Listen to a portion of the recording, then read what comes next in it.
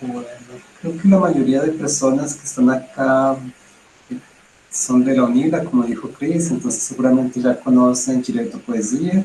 O sea, están los miembros de este proyecto de extensión de la UNILA, coordinado por la profesora Cristiane Porvin, y que hoy cuenta con la participación del profesor Pepe Monteagudo, profesor visitante de la UNILA, acabó de llegar hace unos meses, ¿no?, que te Unos integraste meses, ahora. sí, ya enero. Sí, y tuvimos la suerte de saber que los temas de investigación que él trabaja son próximos también a nuestros intereses. Entonces se dio ese feliz encuentro y esa posibilidad de que hable con nosotros. Entonces, te agradecemos mucho, Pepe. Es más un diálogo así tranquilo, informal, entonces no hago ninguna presentación muy formal. No sé si Chris o alguien más del equipo quiere decir algo y ya te damos la palabra.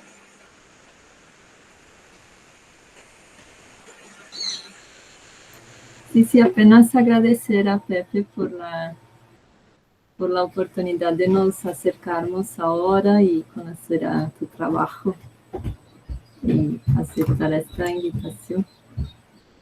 Bueno, gracias a vosotros por el interés, ¿no? Y por lo que estáis haciendo, que también es muy interesante, ¿no? Y que cuando tenga ocasión de conocerlo mejor, pues también lo daré a conocer donde pueda, ¿no? Bueno, también he pensado en hacer una intervención en la que podáis, o en la que podamos conversar, ¿no? Entonces, no voy a hacer una introducción así un poco ilustrada con algunas imágenes y con los tópicos, las ideas que pienso que pueden centrar la intervención, y después, pues claro, pues podemos hablar sobre todo ello, sobre lo que consideréis conveniente.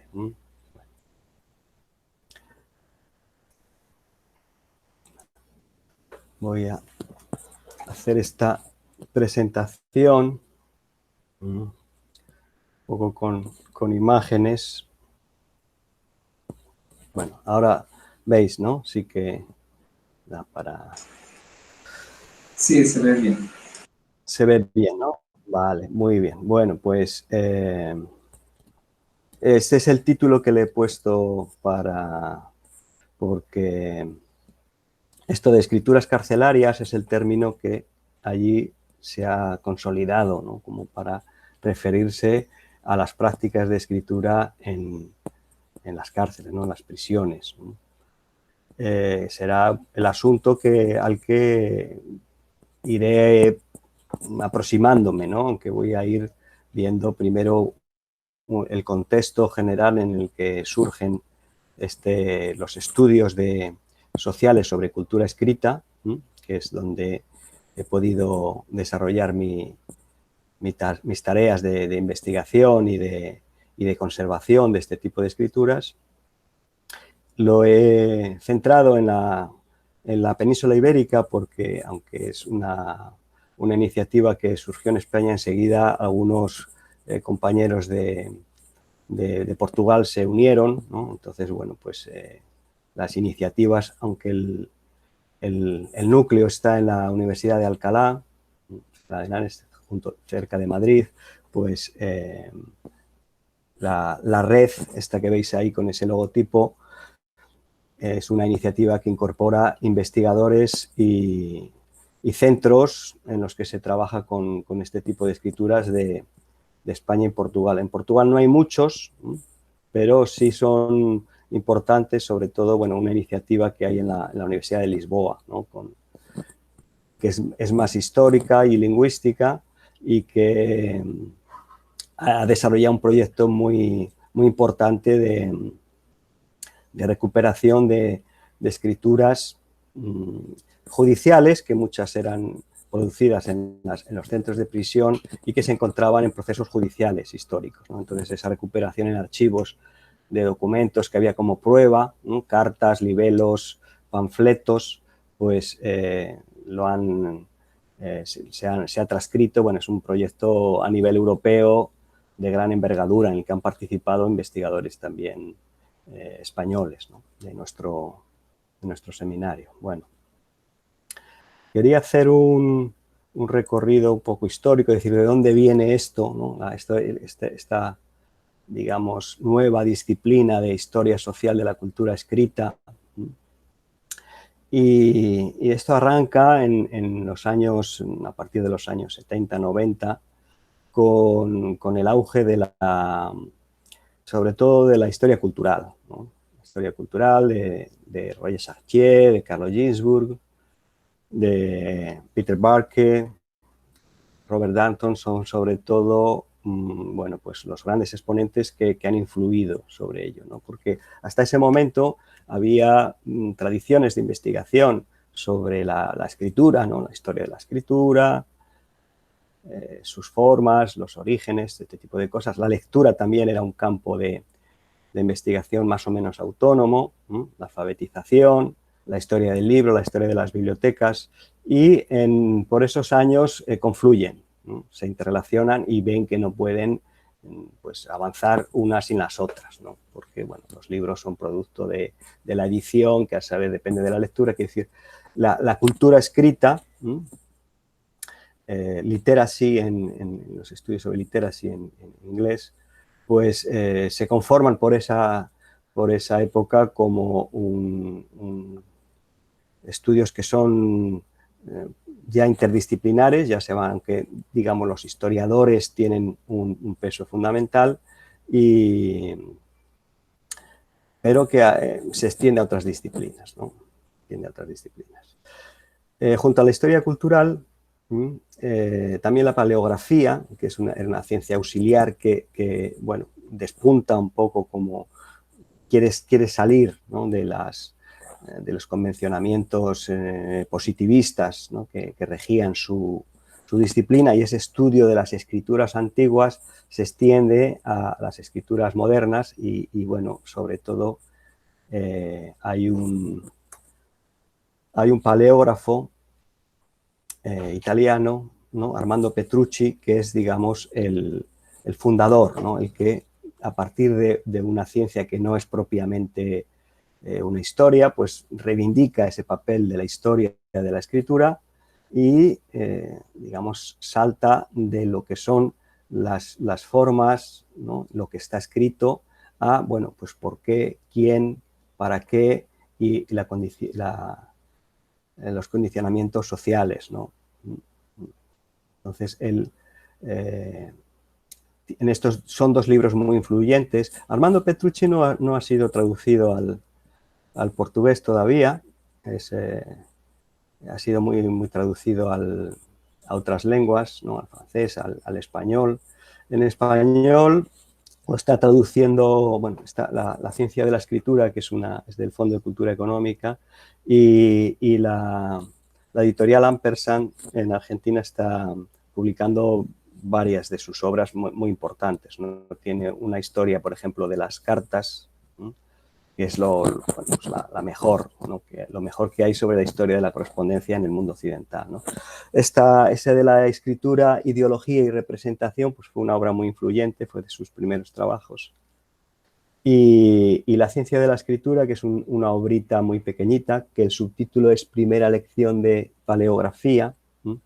Él aunque intenta despegarse de lo que es la paleografía como análisis puramente formal, y se va al análisis social de la escritura, él no pierde la importancia de las formas, ¿no? De hecho, en esa frase que he tomado ahí de ese librito, pues habla de las características formales como algo que es fundamental en el estudio de la escritura, ¿no? No podemos estudiar los usos, ¿no?, la producción, los testimonios, ¿no?, sin esos análisis formales, ¿no?, de las técnicas y de la propia materialidad, ¿no?, y de sus formas, ¿no? Bueno, este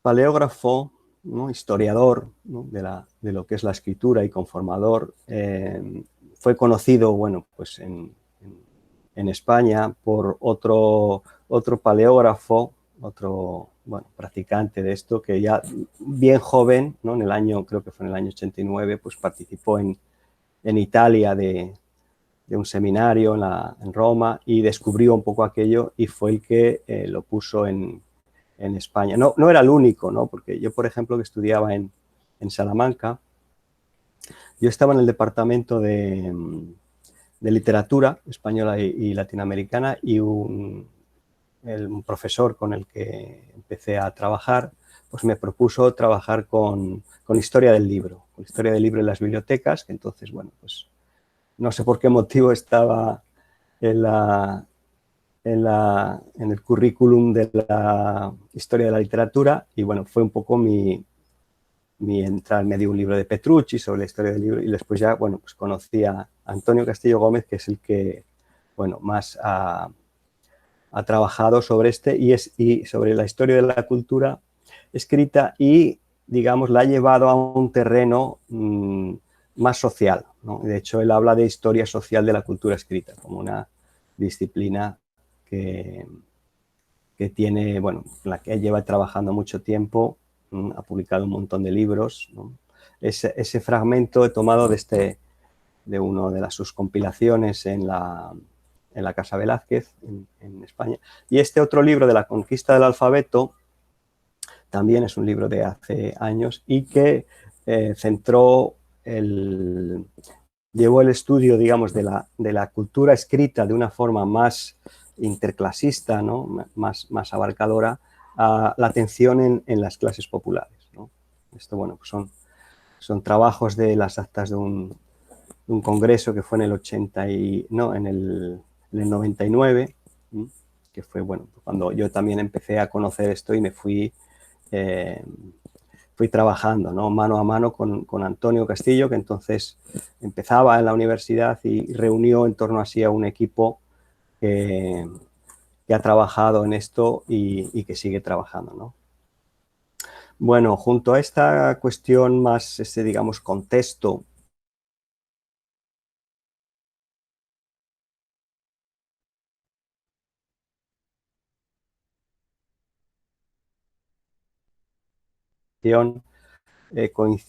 surge también, bueno, lo que yo llamo esto, una emergencia de ciertas formas de populismo, ¿no? de atención al populismo en el sentido no peyorativo, ¿no? Sino simplemente de atención al pueblo, ¿no? de lo popular, ¿no? Que surge, pues bueno, pues ya había surgido un poco antes, ¿no? Todo esto de la cultura popular tenía varias raíces no solo en Europa, sino también en América, en Latinoamérica, ¿no? El libro de García Canclini de Culturas Populares y Capitalismo creo que es de los años 80. Es decir, más o menos, pues en ese caldo pues se cuecen también esa orientación hacia lo popular y esa, digamos, invención, ¿no? de la escritura popular, ¿no? como algo que hay que estudiar, como algo que hay que valorar, ¿no? Que hay que valorar y que hay que intervenir en el sentido de, sobre todo, de conservarlo, ¿no? De publicarlo, darlo a conocer, ¿no? De considerarlo también patrimonio, ¿no? Patrimonio. Bueno, ahí he puesto una historia de lo popular entendido en ese sentido, ¿no? Como alguien que se descubre que también lee y escribe, ¿no? Frente a otras concepciones de lo popular, bueno, las más antiguas, que el pueblo era la esencia de la nación y todo eso, bueno, fue evolucionando y en esta altura ya el pueblo pues es alguien que tiene una capacidad de agencia en la cultura escrita, en la lectura y en la escritura. Entonces, ¿qué leen? ¿Qué escribe la gente, el pueblo ordinario, la gente común, la gente corriente? Se convierte en ese terreno que hay que abordar porque los investigadores consideran que había sido preterido, que no había sido atendido, ¿no? En las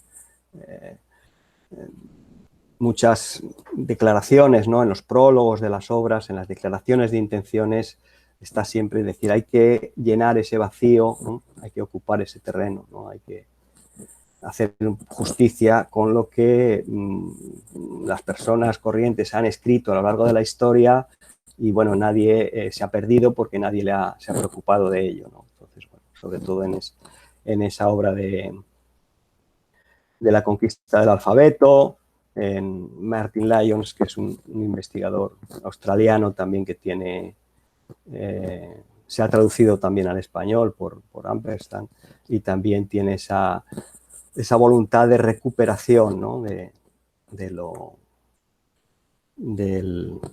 las escrituras, de lo que la gente escribe, ¿no? La gente que no son profesionales ni pertenecen a las élites, ¿no? Bueno, también coincide en esa época pues, una expansión de la escritura que se hace también más visible, ¿no? en las calles, en los muros, ¿no? En mayo del 68 como acontecimiento que revela explosiones de expresión, ¿no? en la escritura, las manifestaciones con las pancartas, con los eslóganos, ¿no? Hay una emergencia mucho más visible, ¿no? Por otro lado, la escritura autobiográfica, que era algo también restringido a los estudios literarios y a las memorias de las personas importantes, también se amplía, ¿no? Ya por un lado se atiende, ¿no? Se publica memorias y diarios de gente que no eran escritores profesionales y se estudia, ¿no? Philippe Lejeune, por ejemplo, es el gran promotor ya desde los años 70 de esa escritura autobiográfica que ya no es patrimonio de unos pocos, ¿no? Y que, bueno, como veremos luego también en prisión tiene una importancia grande, ¿no? También, bueno, aquí he puesto enumerado, simplemente no voy a profundizar, pero bueno, digamos las condiciones que coadyuvan a esa emergencia, ¿no? Y a ese surgir de ese campo, ¿no? Del estudio de las escrituras populares en Europa y sobre todo en el sur de Europa, ¿no? Vamos a ver. Sobre todo en el sur de Europa, donde surgen en Italia, en los años 80 surgen lo que llaman archivos de la escritura popular, ya con esa denominación, ¿no? Archivio da escritura popolare, ¿no? Hay uno que surge en Trento, que crea un historiador que descubre un montón, unos sacos de cartas de soldados de la Primera Guerra Mundial que habían quedado, bueno, pues por ahí perdidas, nadie se había ocupado de ellas, se habían conservado casi milagrosamente, y en el Museo de Historia de Trento pues empezaron a catalogar y a estudiar esas cartas de soldados, algunos prisioneros, y bueno, fue el origen de ese archivo que después se dedicó a recoger materiales de muchos tipos, ¿no? En Génova también se creó otro archivo más ligado a la universidad, el Archivio Ligure, la escritura popolare, y en Pieve de Santo Stefano se creó también un archivo para recoger escritos no tanto históricos, sino que se producían en el presente, ¿no? Esa fue una iniciativa más ligada a la sociedad civil, fue un periodista y fue algo que tenía menos que ver con el mundo académico, pero que tuvo una trascendencia enorme porque creó un premio de memorialismo popular, ¿no? De memorias populares, que ha tenido gran repercusión. Todavía hoy sigue convocándose anualmente, y es un premio en el que participa pues, gente de toda condición y escriben pues, su vida, ¿no? Una forma. También hay, pueden ser epistolarios, memorias, diarios, todos los géneros, y han conseguido, bueno, también recuperan escritos de hace tiempo, y bueno, ese nos sirvió también para hacer una iniciativa de la que luego hablaré en España. Bueno, varias, ¿no? No solamente de la que yo protagonicé más directamente, ¿no? Pero esos archivos también surgieron no solamente en el sur, sino en Finlandia, en Alemania. En Inglaterra había una iniciativa más de de intelectuales marxistas que se habían aproximado al pueblo, hicieron un proyecto que se llama Mass Observation, que también se recuperaba historia, o sea, se pretendía talleres, eran talleres de escritura. Voy a escribirlo aquí porque hay alguna bibliografía al respecto y es una iniciativa bien interesante, ¿no? Y que confluía un poco todo, ¿no? No se llegó a crear una red europea, ¿no? En Italia incluso con esos 3 y alguno más, había algunos archivos más dedicados a la inmigración italiana, bueno, que es algo que produjo mucha escritura. Se intentó crear una federación de archivos de la escritura popular. Creo que se llegó a crear, pero no funcionó mucho, ¿no? En España sí, bueno, esta red de la que hablaré luego un poquito, y en Europa pues varias iniciativas de las que bueno, pues se fue tomando conocimiento porque funcionaban autónomamente, pues sí que en un momento se planteó hacer una red europea, ¿no? Para bueno, coordinar, ¿no? Y darse a conocer mutuamente esas iniciativas, pero tampoco llegó a cuajar, ¿no? Bueno. En España concretamente, pues aquí está Antonio Castillo, ¿no? el promotor, ¿no? El verdadero capitán del navío, ¿no? Con su entusiasmo y con toda la gente que ha pasado por allí, por Alcalá, tanto los propios estudiantes que luego han seguido estudiando, han elegido escrituras populares como temas de sus investigaciones, de su doctorado, y a través de un seminario que se hacía anualmente, congresos, publicaciones, bueno, ha tenido una actividad realmente importante. Ha recibido muchos estudiantes también de Hispanoamérica. Voy a poner aquí una de las actividades. Entro siempre por aquí por un blog que se creó hace tiempo sobre cultura escrita, que da cuenta de actividades, ¿no? Un poco lo que se va haciendo. Y bueno, por mostraros algo de una actividad que es bastante variada, ¿no? Pues el homenaje al poeta Antonio Machado. Hay un proyecto de una de las componentes del seminario que es sobre las escrituras que se le dejan, la tumba de Antonio Machado. Antonio Machado es un poeta republicano, bueno, muy importante en España, que quizá conozcáis, ¿no? Conoceréis de alguna manera. Y cuando él murió en el exilio, saliendo del exilio, ya era muy viejecito y murió, ¿no? En Coyú, en un pueblo de la frontera, y allí, bueno, pues fue enterrado, ¿no? Entonces, desde entonces, durante toda la dictadura, incluso después, actualmente, pues van jóvenes, bueno, no tan jóvenes, a depositar en su tumba, pues, escritos, poemas, cartas. Y bueno, ahora van en colegios enteros, se ha convertido en un santuario de la escritura, y hay una investigadora que trabaja ahí con una fundación. Bueno, es uno de los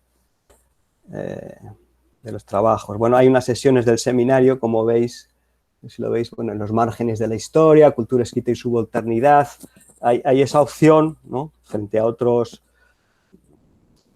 centros de estudio que son más interclasistas o que son incluso elitistas, ¿no? De escrituras, bueno, regias o de nobles o cosas de este tipo. Pues la dedicación de este seminario, de este equipo, es siempre, pues eso, en los márgenes de la historia. Bueno, pues se trae gente. James Aimland es un historiador también que fue de los que primero se preocupó. Hay noticias, bueno, de otras actividades. Lo de las mujeres también se le ha prestado mucha atención, ¿no? Escritura de mujeres, ellas. Siempre hay en las actividades unos títulos que apuntan hacia ese sentido emancipatorio de la escritura, ¿no? La conquista del alfabeto. Ellas toman la pluma, toman la palabra, ¿no? En esa especie de demostración que ese lugar de habla, lugar de fala que ahora está muy en boga, pues que estaba de alguna forma, solo que no se le había prestado atención, ¿no? Bueno.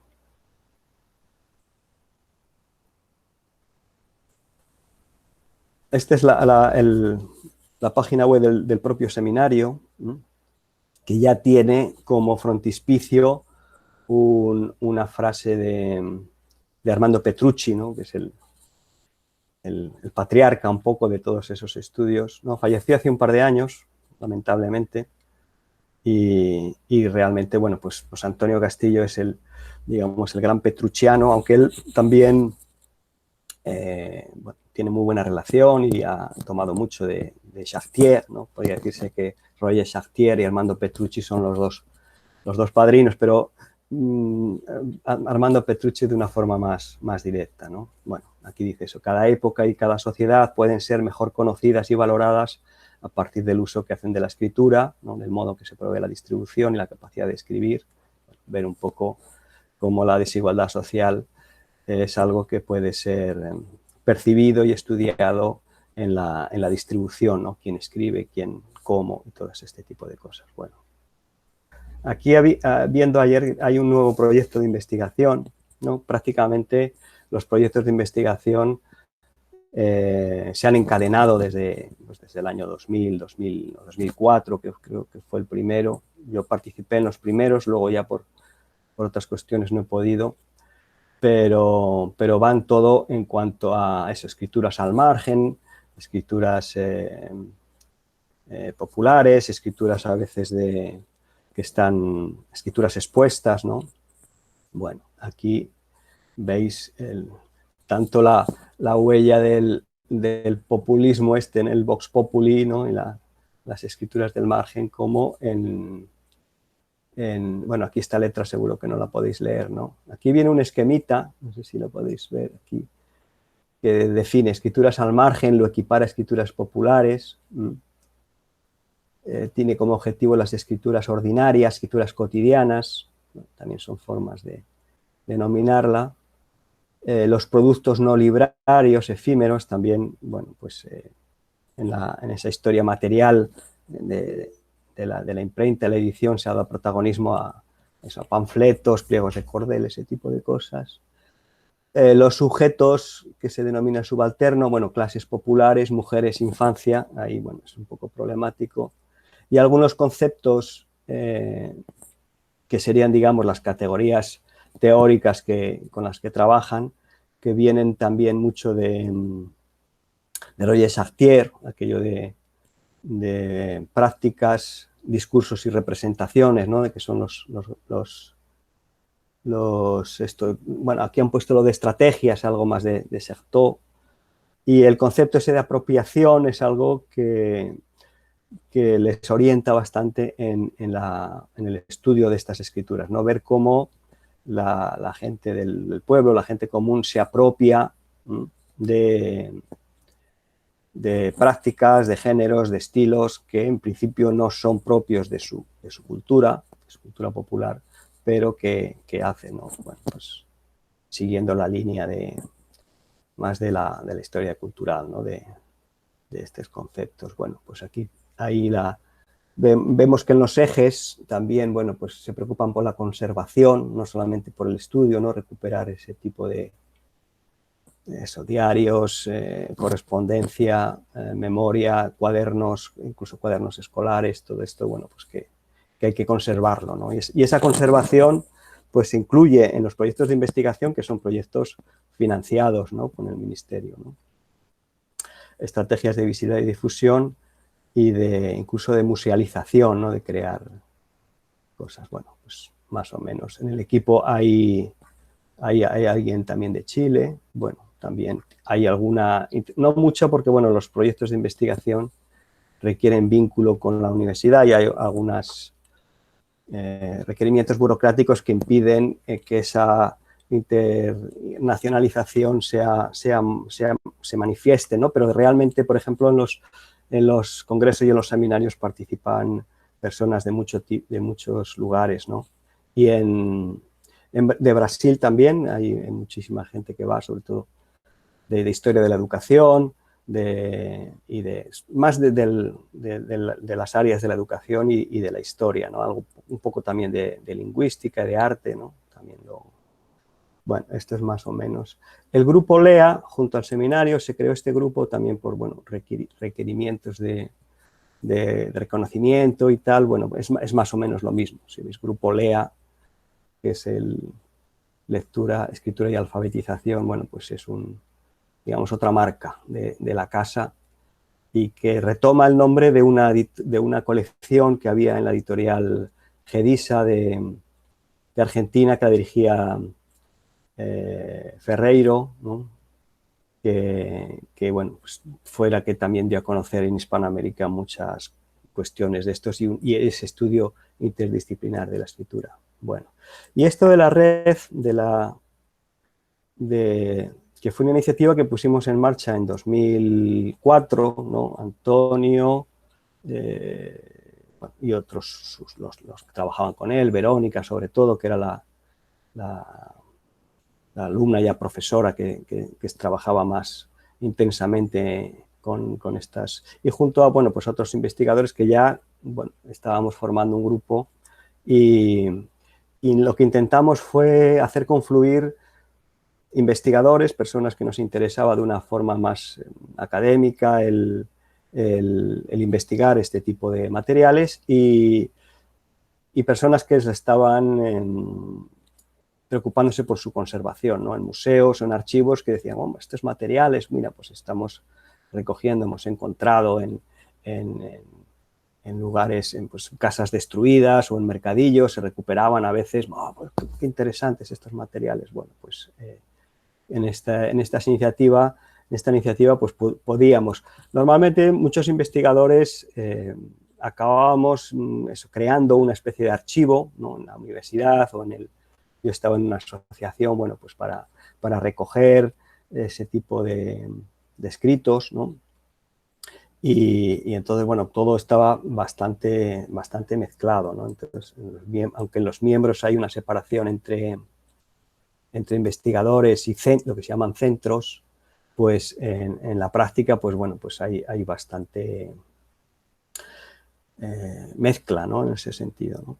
En la página creamos una exposición virtual en su tiempo para dar a conocerlo, ¿no? ¿Qué es esto? ¿A qué llamamos escritura popular? ¿No? Dividimos en secciones y las secciones que están ahí, la memoria cotidiana, escribir desde el pupitre porque había mucha escritura que se había generado en ambientes escolares y que también estaba en casas privadas y, bueno, los cuadernos y materiales escolares que nadie se ocupaba de recoger, ¿no? Ni de estudiar a muy poca gente, ¿no?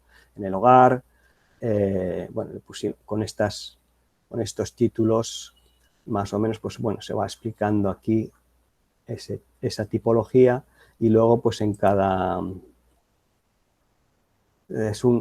como fue creada hace tiempo, pues quizá no sea muy dinámica, ¿no? Y no se vea, bueno, de hecho tarda bastante aquí en cargar. Bueno, pues eso, veis que hay una gran variedad de tipologías documentales en las cuales, bueno, pues lo literario, bueno, a veces con dibujitos. Hay algunos documentos producidos en las cárceles, que luego veremos alguno, pero no son muchos, ¿no? Porque, bueno, pues no han tenido esa facilidad de conservación, ¿no? Lo que más se ha conservado del paso por las prisiones son las cartas, ¿no?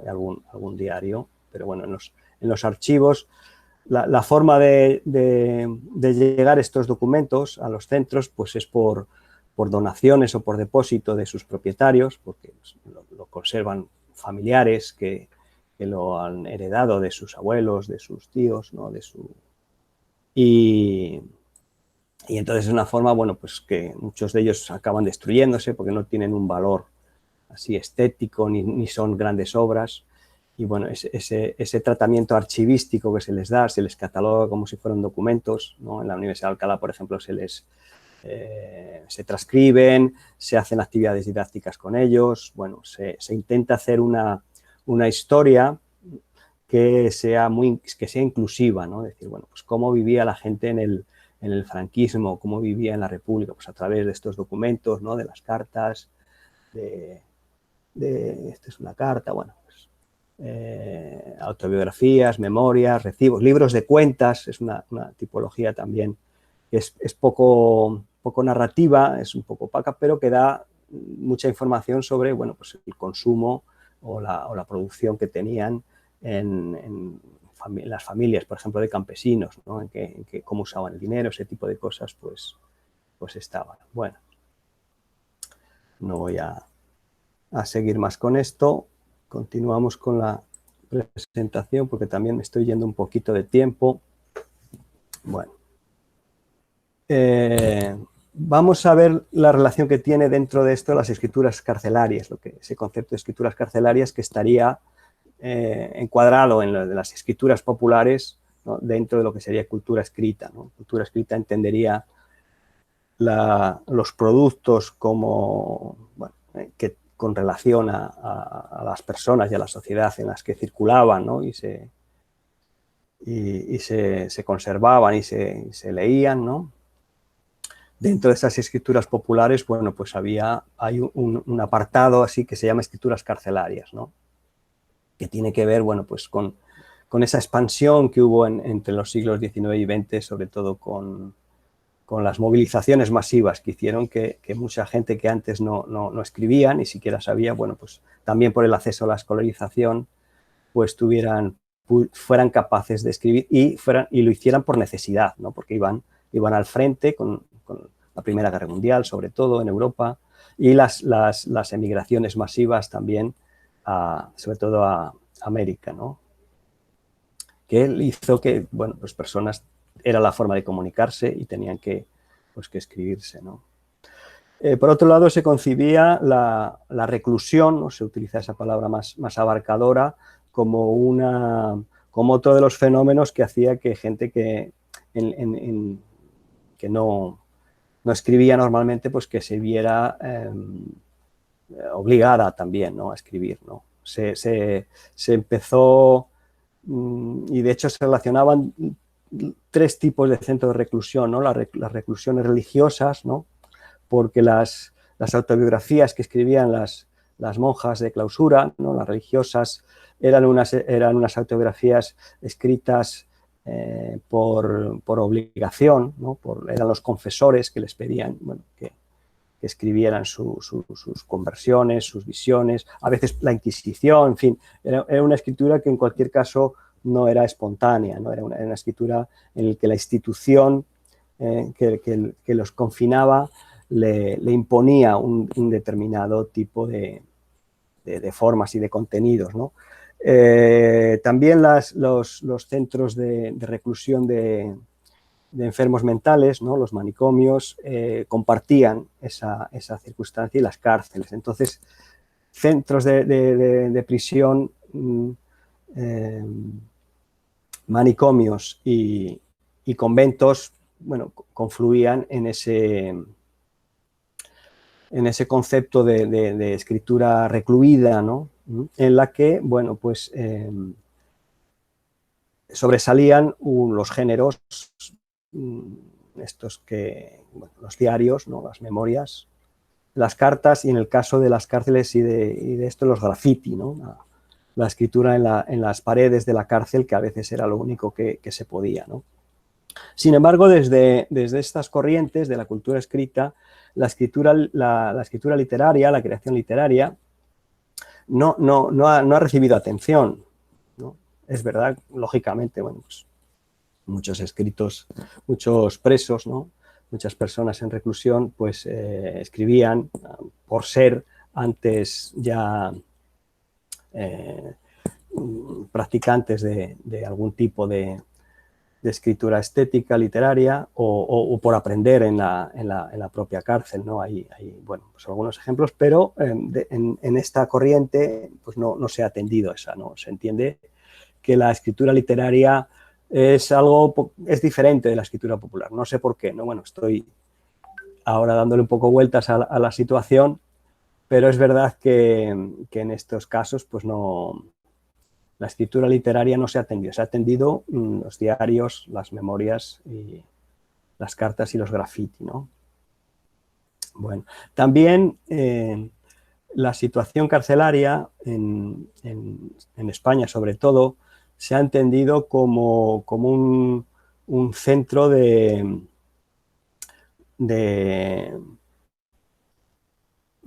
no como centro donde podía ir cualquiera, ¿no? Sino donde pues, se dieron, por las circunstancias históricas, una situación de represión, ¿sí? En la que los presos pues, reunían esas características de heroísmo, ¿no? Eran víctimas. Esto es porque en la guerra civil pues, desencadenó una represión bastante intensa y duradera que hizo que, bueno, pues muchísima gente pues pasara por las cárceles franquistas, ¿no? Entonces, la mayor parte de los estudios que hay sobre la escritura en las cárceles son en las cárceles franquistas y sobre todo de los periodos de la guerra y de la posguerra, ¿no? Entonces, eso hace que se vea la escritura, lo que escribían en las cárceles con esas características, ¿no? de héroes y de víctimas, ¿no? De la represión, ¿no? Es verdad que por las cárceles pues, pasaron pues, personas, pues, bueno, grandes poetas, Miguel Hernández o grandes poetas de la cultura española, ¿no? Los que no fueron al exilio pues, fueron encarcelados, ¿no? Pero tampoco, esos, no, digamos, quedan fuera, ¿no? Y lo que hay es y hay una desatención, por lo tanto, de los reclusos que, pues bueno, pues eran presos comunes, ¿no? Entonces, esa relación con la delincuencia y la marginalidad, ¿no? Que han cultivado más en Francia, ¿no? En Philippe Artier, de la estela de Foucault y todo esto, pues en España pues no ha tenido, ¿no? Y hay producción, ¿no? Ahí luego comentaré alguna cosa y para otro. Bueno, sobre escrituras carcelarias hay dos precedentes históricos que son muy citados. No sé si Cris los conoce. Bueno, uno es el de Cesare Lombroso, que era un criminalista, un psiquiatra, bueno, un hombre muy peligroso porque pensaba que los criminales eran natos. Había una forma incluso en su cerebro, medía los cerebros. Bueno, hay un museo que es una cosa muy, muy curiosa de ver, ¿no? Entonces, este hombre se dedicó en los centros en las cárceles, donde estaban los criminales que él estudiaba, a recoger pues, sus historias, inscripciones, graffiti y todo lo que era escritura. Hizo una obra muy descriptiva, con unos fines, bueno, perversos, ¿no? Eugenésicos, ¿no? Pero que tiene un valor importante por la documentación y porque, digamos, puede establecer una filogénesis de lo que son el género carcelario, el estilo carcelario. Bueno, veremos a continuación, bueno, lo podemos poner ahora. Este es un desplegable de ese libro de la publicación inicial. La publicación inicial creo que es de 1888, o sea que es una publicación antigua. Entonces describía pues, las escrituras en los cuerpos, en los grafitis, como, bueno, pues en esto. Y la otra obra es de Leo Spitzer, que es un gran lingüista y teórico literario, ¿no? Teórico del estilismo, ¿no? De la estilística, el fundador de la estilística, a lo mejor os suena en los estudios literarios.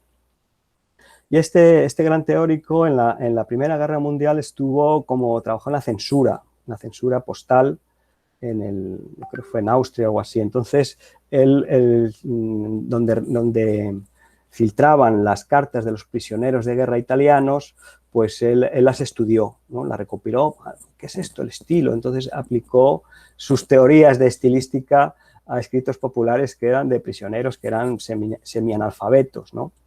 Esto creo que fue publicada en el 22, si no me equivoco, en Alemania, ¿no? Como una tesis, bueno, un trabajo bien erudito, pero que trabajó con estas cartas de prisioneros y que luego al italiano se han traducido mucho más tarde. Creo que esta edición es del 76 o algo así, ¿no? Son dos grandes precedentes de atención a escrituras carcelarias, ¿no? Bueno, en nuestro equipo en Alcalá, la investigadora que más ha trabajado esto es Verónica Sierra, que está ahí mostrando un libro que fue de su trabajo, de su tesis después, que se llama, no se lee muy bien, Cartas presas, que bueno, ella trabajó sobre las cartas de los presos del franquismo. Hizo un trabajo, bueno, sobre todo en archivos y con familias particulares para trabajar, ¿no? Bueno, el libro Letras bajo sospecha es un libro interesante porque es también de un congreso, y ahí reúne todo esto que hemos llamado escrituras en reclusión. Pues ahí hay una compilación de estudios, tanto de cartas como de autobiografías, diarios de carcelarios y de graffiti, ¿no? Hay ese otro libro que he puesto no es español, es de una línea que hay en Francia de los graffiti en prisión, que bueno, tiene una expansión un poco autónoma porque lo relacionan con grafitis prehistóricos. Bueno, hay unas cosas ahí más curiosas, ¿no? Pero prácticamente dentro de las escrituras carcelarias son las cartas las que han merecido más atención, ¿no? Y en algún caso también los diarios, ¿no? Aquí vemos el diario de José Manaut, que fue un pintor que bueno, fue de estos presos republicanos, ¿no? que entró en las cárceles de Franco, que pudo hacer esos dibujos, ¿no? Son de la gente que leía y escribía en la cárcel, ¿no? Y que por lo visto pasaba esos dibujos entre la ropa sucia que sacaba de la prisión o algo así, bueno, y que escribió muchos diarios, ¿no? En la cárcel, ¿no?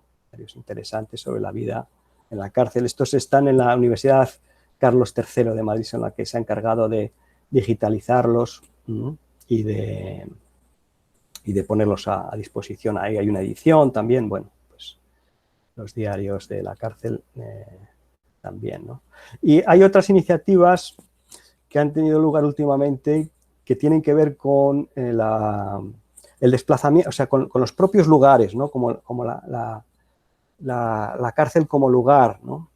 Como espacio donde tuvieron lugar aquellas escrituras y donde tuvieron lugar pues todas las vivencias, ¿no? Porque bueno, pues hace ya unas décadas en las ciudades de España decidieron sacar del núcleo urbano los establecimientos penitenciarios, ¿no? Se crearon cárceles ya de estas nuevas, grandes, y en zonas aisladas, ¿no? Entonces las cárceles tradicionales que habían sido a lo mejor construidas en el siglo XVIII y XIX y que habían perdurado hasta la actualidad y que estaban en el centro de las ciudades, pues se abandonaron y se demolieron para construir, bueno, pues, viviendas y este tipo de cosas. Entonces sí que hubo algunos movimientos de recuperar ese patrimonio, bueno, porque claro, pues ahí toda la escritura en los muros de la prisión se perdía, ¿no?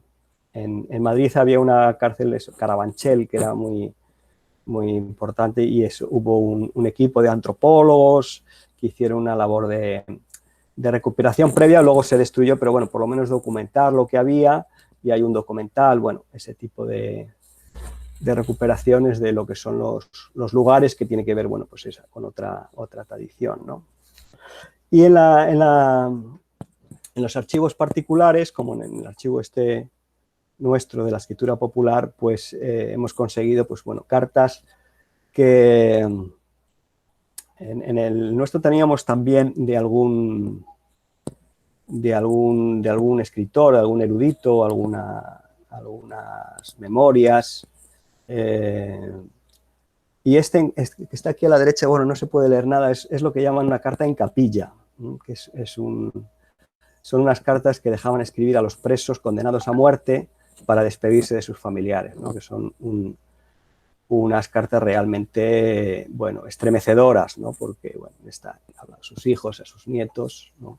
El dorso, bueno, no lo he reproducido porque se ve, al final, bueno, se ve Viva España. Este era un papel que facilitaba los propios establecimientos penitenciarios y que en este caso pues tenía la efigie de Franco y el Viva España. Quiero decir que tenían que escribir su despedida a sus familiares con toda la iconografía, ¿no?, de los propios represores que le provocaban y que los condenaban a muerte, ¿no? Bueno, pues esa es una que tenemos y que se han recuperado, ¿no? Verónica en ese libro pues tiene una parte y tiene bastantes ponencias sobre esas cartas. Y dicen en capilla porque también les daban la oportunidad de confesarse, ¿no?, antes de la ejecución, ¿no? Bueno, yo creo que ya prácticamente voy a dejar para el diálogo lo que son las iniciativas estas más de recuperación y de incitación, ¿no? En una publicación que hacíamos pusimos también un graffiti carcelario, bueno, pues ahí tampoco se ve mucho, pero bueno, además es poético, ¿no? Es un caso de graffiti que es una poesía, ¿no? No, bueno, este es el logotipo de lo que creamos ahí, Archivo de la Escritura Popular, y lo que puede tener también algo que ver con lo que hacéis de incitación o de motivación a la escritura, lo hemos hecho copiando o inspirándonos en la iniciativa de Pieve de Santo Estéfano, ¿no?, del Archivo de la Escritura Popular, convocando premio, ¿no? Premio. Y eso lo hemos hecho para los emigrantes, ¿no?, para los emigrantes que salieron de nuestra zona, que salieron muchísimos desde finales del siglo XIX hasta después, los años 60 prácticamente, luego hubo alguna otra oleada, pero bueno, durante esa época salieron muchos emigrantes de baja condición, ¿no?, campesinos, casi todos, ¿no? Y mediante este premio de Memoria de la Migración, bueno, pues hemos conseguido muchas, sobre todo cartas y, bueno, sobre todo historias, ¿no?, porque el premio en principio se convocó para escribir la historia de vida, ¿no? Era una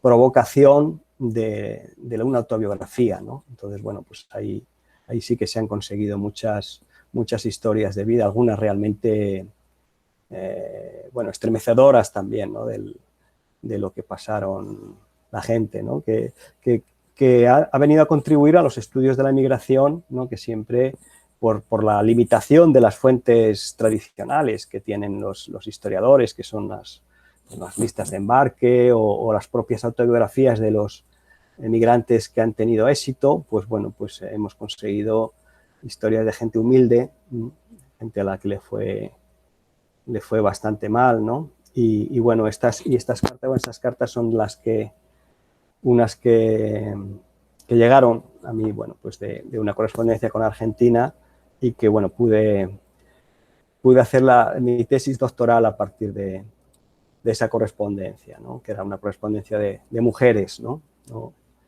No tiene que ver con la cárcel, pero bueno, es lo que puede tener de conexión, ¿no?, con el éxito que tiene cuando a alguien que no tiene la práctica de escribir, pues se le dan las condiciones, ¿no?, y se anima a ello, pues hay buenos resultados, ¿no? Entonces, en ese sentido, yo creo que es en lo poco que puedo aportaros, ¿no?, esa experiencia, ¿no? Bueno, pues si os parece, me preguntáis lo que sea o conversamos sobre la cuestión. Muchas gracias, ¿eh?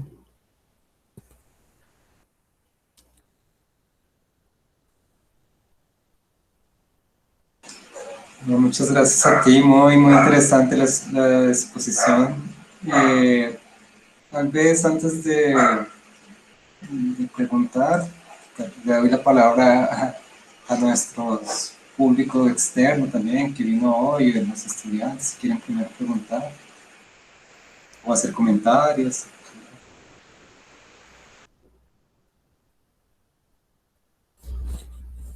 Puede ser en portugués. Agora.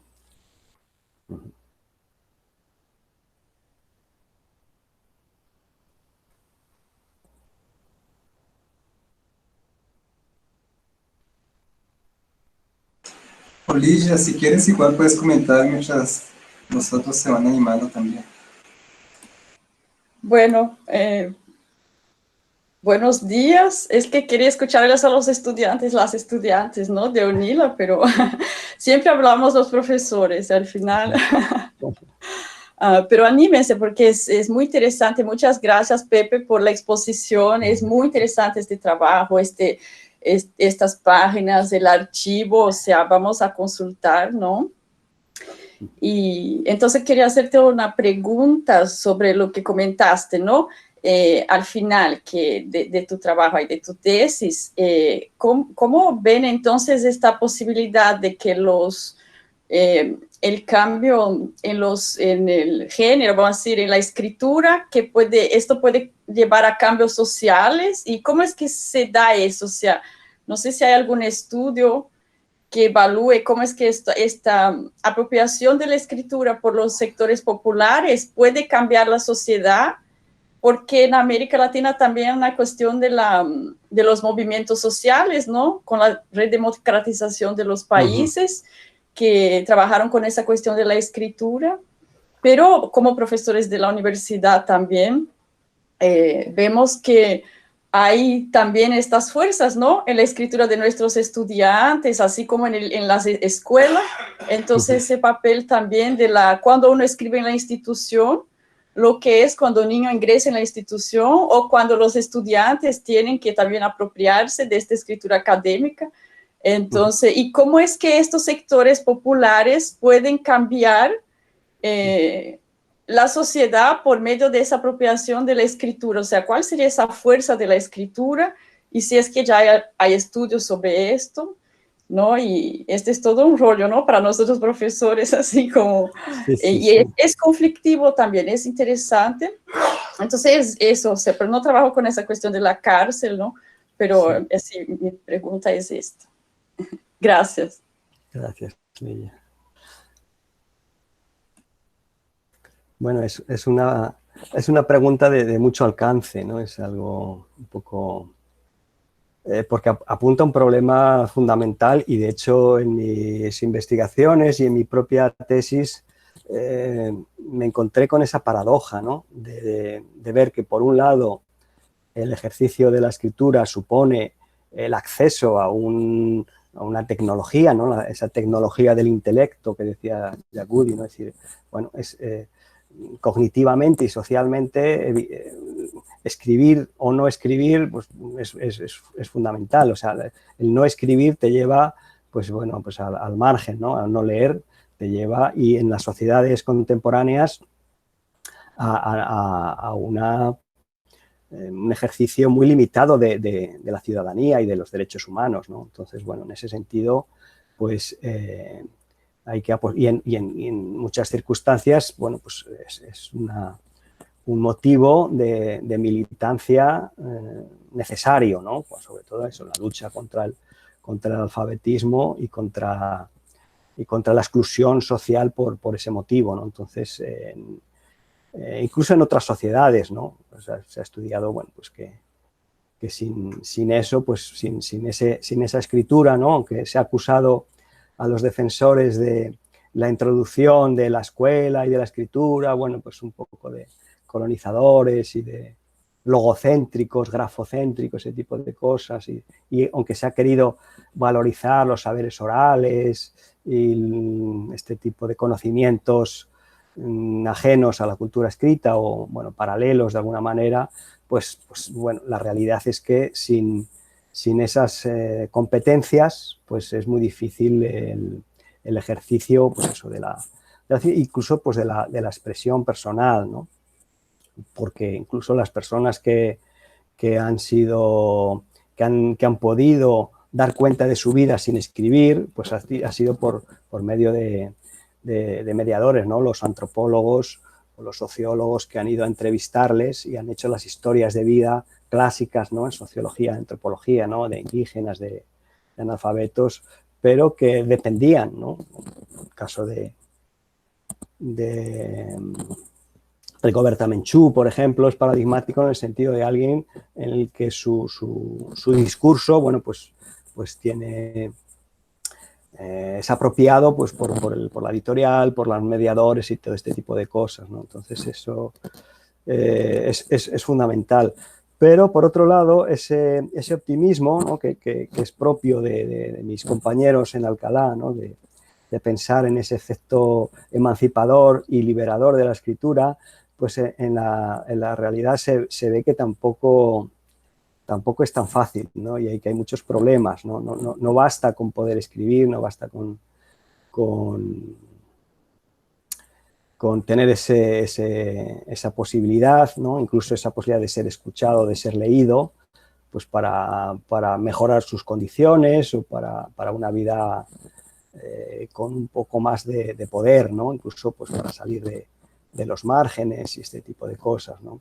En concreto, por ejemplo, esa correspondencia que yo empecé a estudiar, primero me di cuenta que no era una correspondencia típica de migrantes, ¿no? Hablaba de otras cosas, eran dos mujeres que se correspondían desde Argentina y España y que hablaban pues de sus familias, ¿no? Y tenían una correspondencia muy, muy prolífica y que llegué a la conclusión, ¿no? También pude entrevistarlas, hice un trabajo más etnográfico también con este tipo de cartas, porque vivían, ¿no? las corresponsales.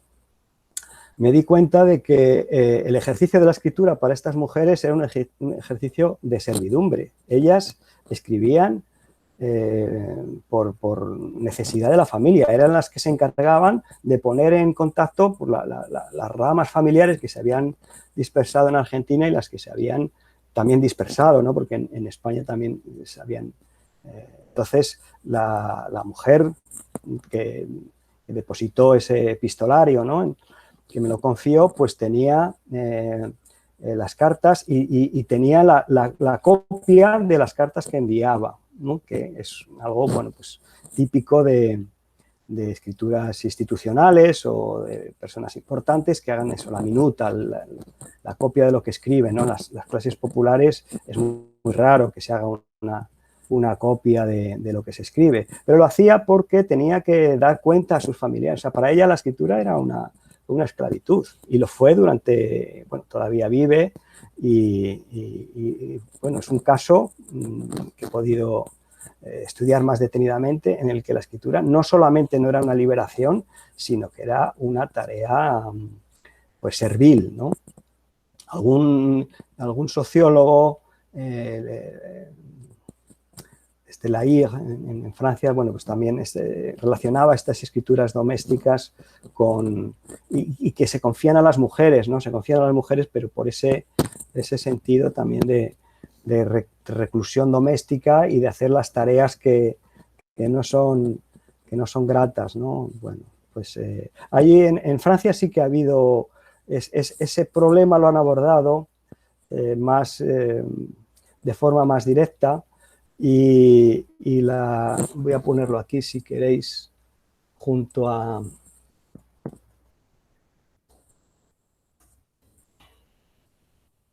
Esta es la investigadora, que es una lingüista, pero también... Esa es la que se ha preocupado más de los aspectos pragmáticos de la escritura, ¿no?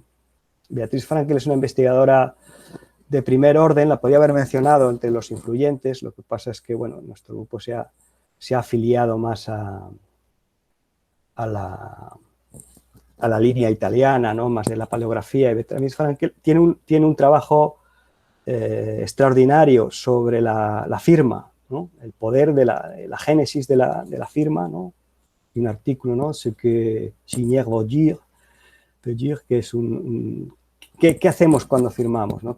¿Cuál es el poder que tiene la firma, ¿no? Y luego, bueno, ha ido extendiendo al poder que tiene la escritura en muchos poderes, sobre todo de la escritura expuesta, en fin, y dirigió durante años un laboratorio de antropología de la escritura en París con el que nuestro grupo tuvo unos años de conexión, en el que Philippe Artier también formaba parte, junto a otros, un equipo bien interesante y que ha producido cosas muy, muy buenas, ¿no? Y aborda más directamente ese tema que nuestro grupo, sin que haya una conclusión así de decir la escritura es siempre liberadora o siempre emancipadora, ¿no? Siempre, bueno, pues ven caso por caso y es verdad que la escritura tiene efectos, ¿no? Estudian más bien Los efectos utilizan mucho el método etnográfico de observación, ¿no? Que algo que en Alcalá, bueno, pues por esa tradición de historiadores, trabajar más con documentos y con la forma, no llegan tanto a la escritura en acción, pero sí que toda esa línea abordan más ese problema, ¿no? Que no es un problema fácil, ¿no?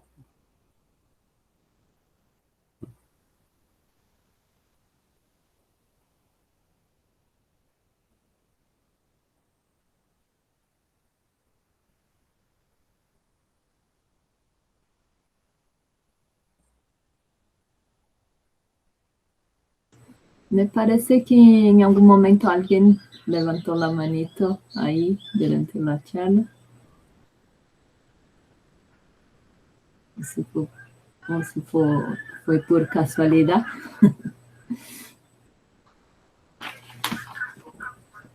Bueno, si no, también yo me adelanto a hacer una pregunta o dos.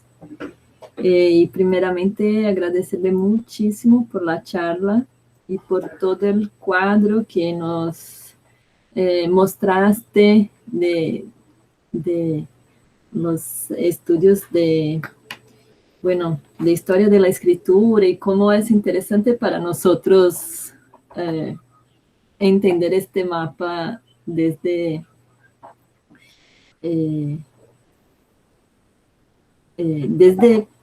la historia popular, de la historia de la cultura.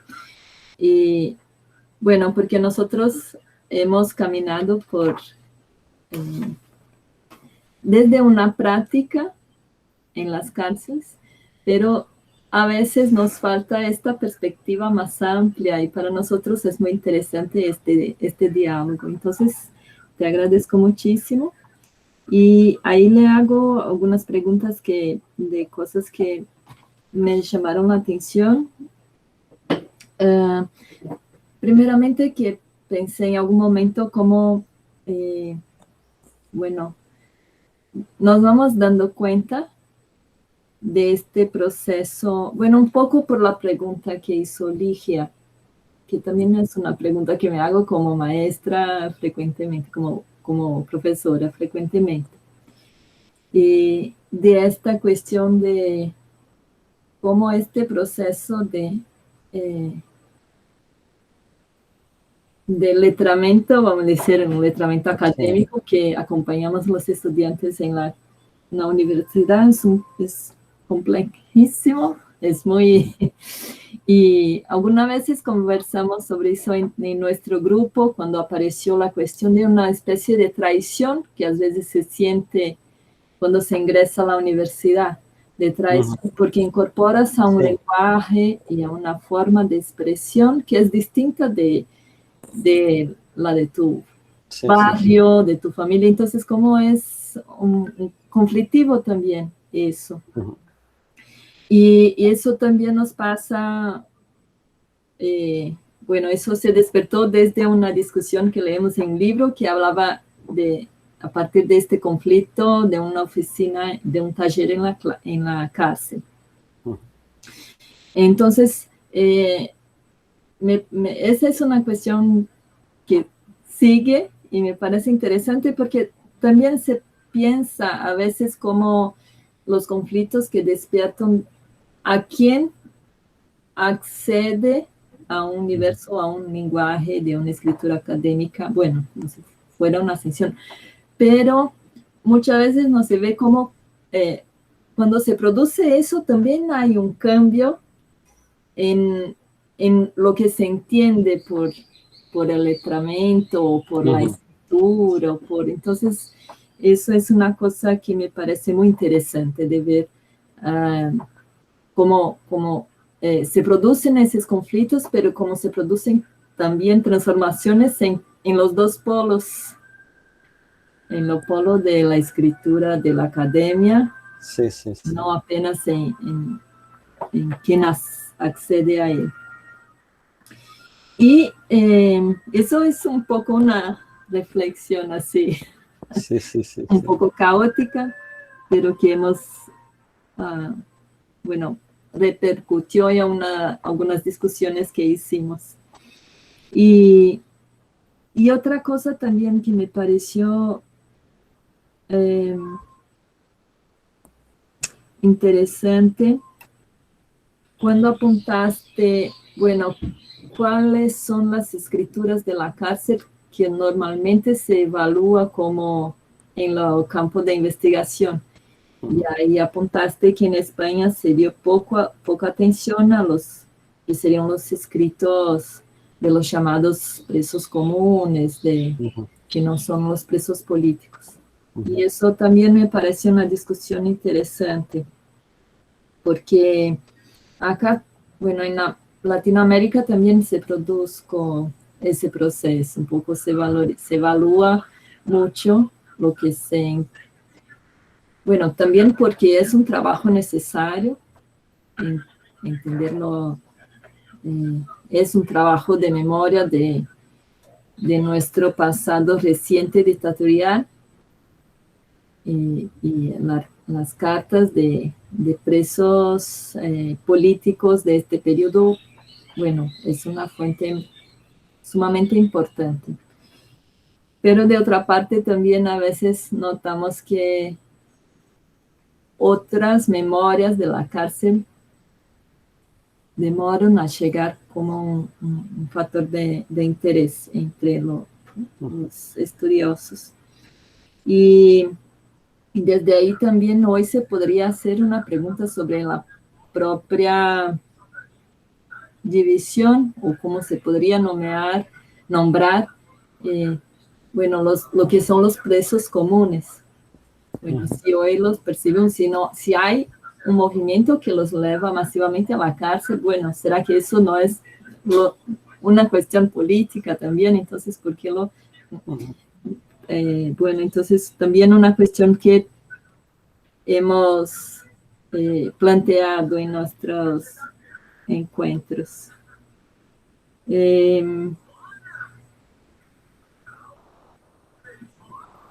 Bueno, y otra cosita más que me llamó muchísimo la atención, esto que comentaste ahorita, sobre la cuestión de que ni siempre la escritura es una práctica emancipadora. A veces es otra instancia más de asujetamiento. Entonces, eso es interesante también. Vale. Anderson dice que quiere complementar tal vez una pregunta de Cris. Tal vez puedes comentar, Anderson, e Pepe después comenta. Aliás, bom dia, obrigado pela apresentação. Realmente, como a Cris falou, né, dá uma maior amplidão para a gente, né, amplitude melhor, para a gente a respeito do nosso próprio trabalho, né, no cárcere, com literatura e tal. E aí a minha pergunta é ligada com essa da Cris, né, só que aí, pegando um ponto específico. Eu joguei aqui no chat. Em relação à diferença da escrita literária ou criativa e a escrita popular, né, que você comentou, quais são os principais aspectos dessa distinção e se existe relação a respeito dessa distinção com o problema da valorização entre os escritos dos presos ditos políticos e os presos ditos comuns, né? E que problemas, ou seja, se é que tem problemas, né, surgem dessa distinção para quem se volta aos estudos dos escritos carcerários.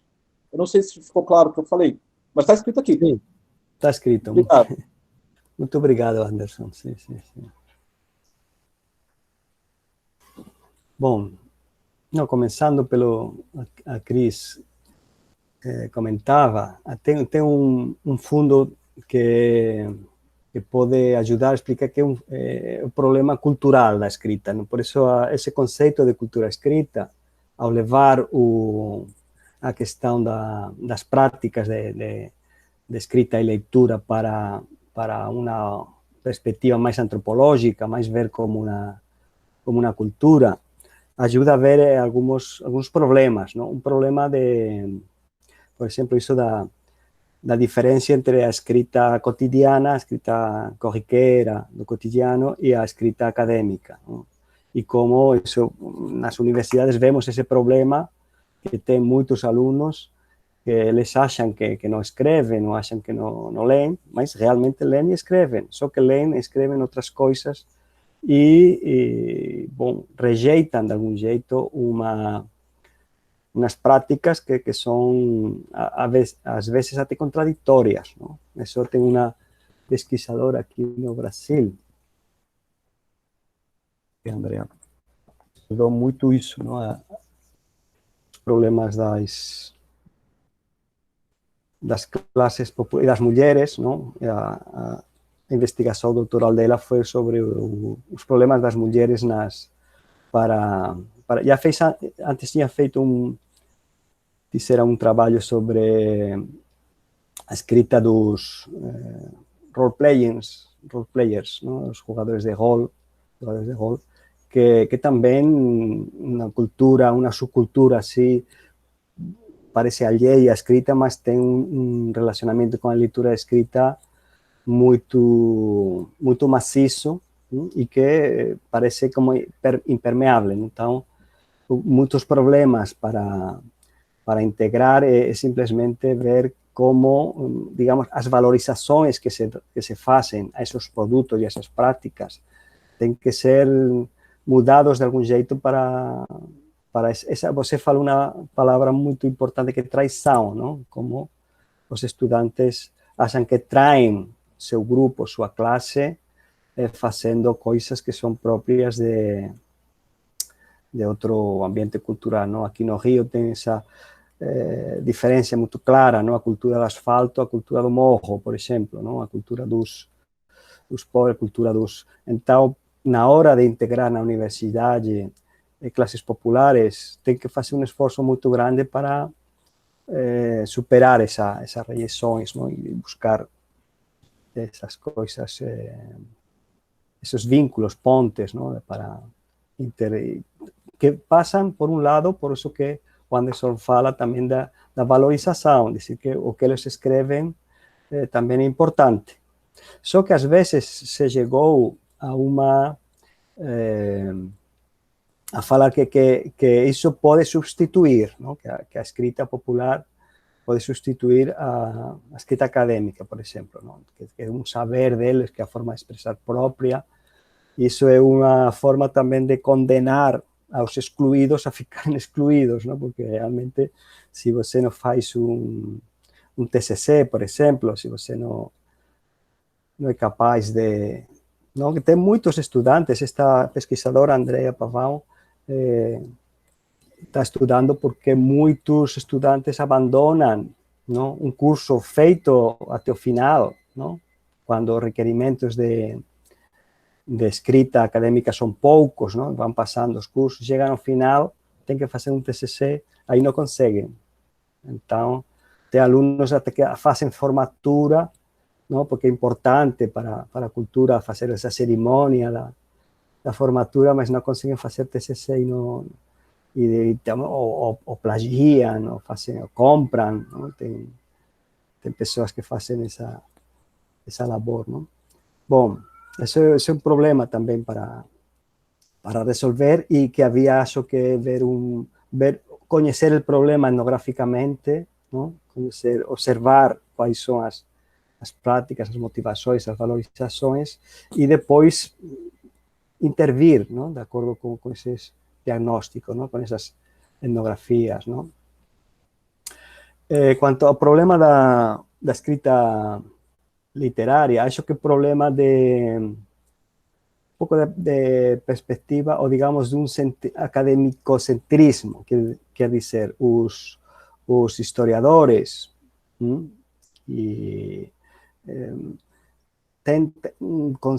se interessam por escritos que falam da realidade. Então, a literatura, como é sempre ficcionaliza, eles não gostam, não? Então, sempre meus colegas historiadores acham muito importante as crônicas, o que tem de vida real, não? Vêem os documentos como esse espelho no qual a realidade é representada. Então, a literatura é um código no qual não sabem, não conhecem muito bem, mas tem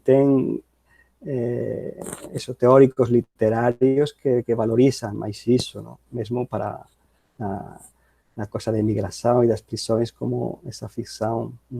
Tem dois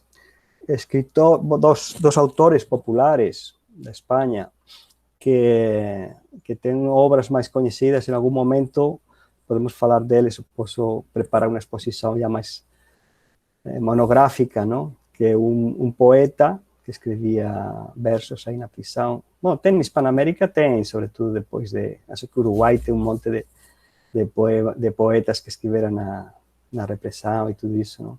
Mas tem um caso singular, não? Na Espanha, que não é considerado escrita popular, não? Porque isso tem outros cauces também, não? Tem outras vias. E tem um autor que eu queria também estudar um pouquinho mais, que é um marginal, que de uma etnia muito pouco conhecida na Espanha, que são os mercheros, não? Que são uma espécie de ciganos, não são ciganos, não? São muito... que ese delincuente, un auténtico delincuente marginal, un analfabeto, mas que conseguiu na prisão estudar, aprender, fazer mesmo até o curso de Direito, se formar como advogado, bom, teve um sucesso aí, e que escreveu suas memórias, não? Suas memórias de delinquente, já quando fez esse ritual de passagem, não? Para o mundo da cultura escrita, já com diploma, universidade de reconhecimento, e fez uma autobiografia bem interessante, que foi até levada ao cinema, não? Na Espanha, porque ele virou um herói marginal e delinquente, porque era um ladrão, ele roubava, mas ao mesmo tempo ele fazia umas fugidas muito espetaculares, bom, uma coisa um pouco fílmica, mas a autobiografia é bem interessante, não?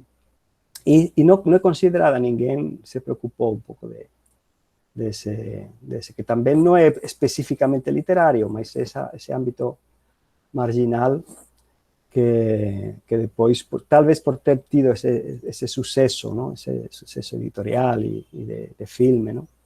Pois não mereceu, não? Mas isso a valorização é de quem valoriza. Então, tem essa coisa mais, por um lado, social, de reconhecimento, e por outro lado, específico, porque os pesquisadores todos estamos presos de nossos preconceitos, até nossas limitações disciplinares e nossas próprias biografias, filiações, tudo isso leva a ver um pouquinho limitados, não? E bom, isso temos que aceitar, bom, que somos assim, não? Mas aí os jovens podem ter outras orientações, não? Bom, Lígia está escrevendo aí.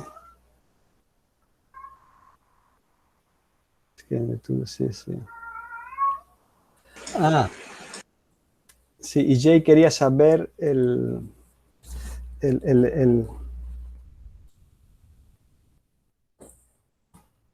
nombre del marginal, ¿no? Isso, o nome desse autor que você acabou de falar. Fiquei bem curiosa, assim, de procurar mais sobre. Sí, en internet tengo mucha cosa porque le viró conocido. Se llama...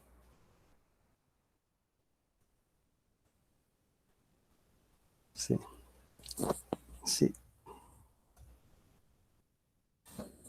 A obra dele tem esse título, ¿no? Camina o revienta, que é um testemunho assim interessante também, mais para o mundo do direito, da criminologia, para ver como bom, ele se sente que nasceu nessa cultura da delinquência e segue, não? Mas o poeta é Marcos Ana, que é um preso também, foi um preso político, não? Depois da pós-guerra, mas ele teve a a condena mais longa, não? Ficou 23 anos ininterrompidos em prisão. Então, a ele saiu como... E a poesia dele é realmente autorreferencial também. Ele fala, tem poemas, não? A gente pode dedicar um dia a ver essa...